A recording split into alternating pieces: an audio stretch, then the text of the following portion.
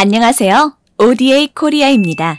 오늘은 지난 OECD DAC 가입 10주년 시리즈에서 간단히 언급한 국제개발협력기본법과 동법 시행령에 대해 알아보도록 하겠습니다.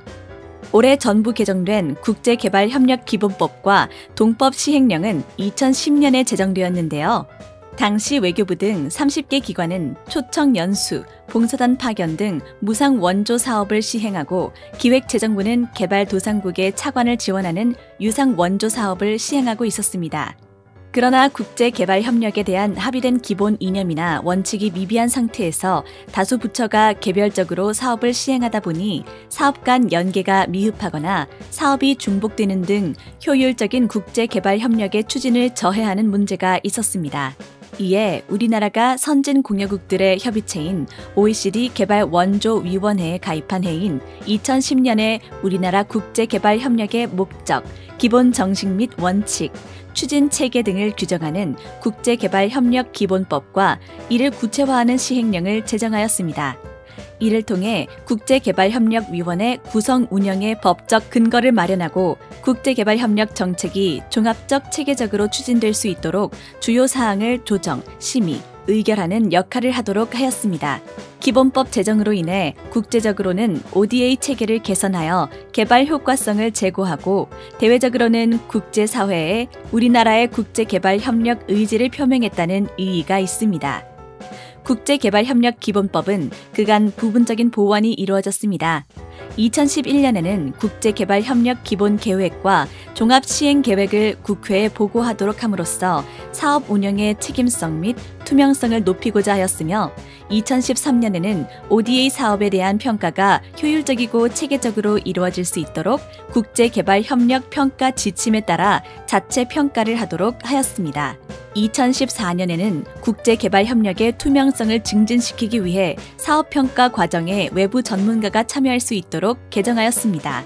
2018년에는 글로벌 공동목표인 지속가능 발전 목표 달성을 위한 국제사회의 노력에 더욱 적극 동참하고자 이를 국제개발협력의 기본 정신 및 목표에 포함하였습니다.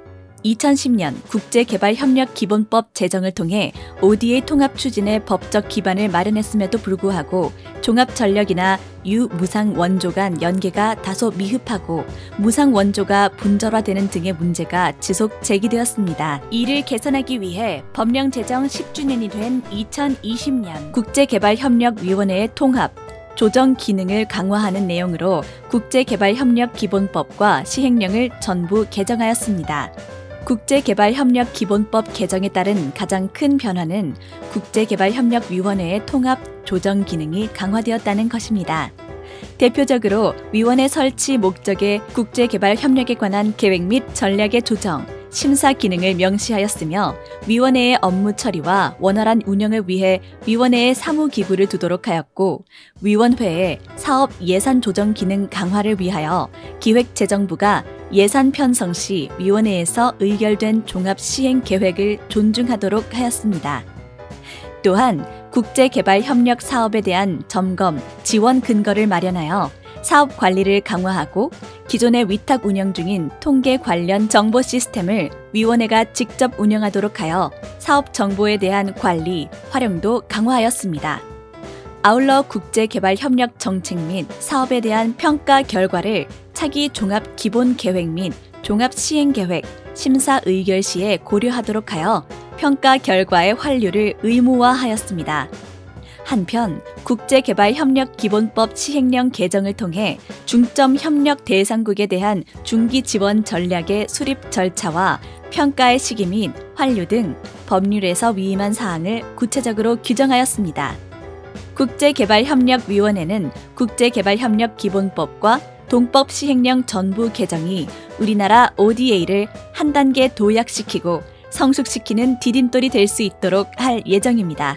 지금까지 새로 개정된 국제개발협력기본법에 대한 설명 잘 이해하셨나요? 앞으로도 ODA 코리아에 많은 관심 부탁드립니다.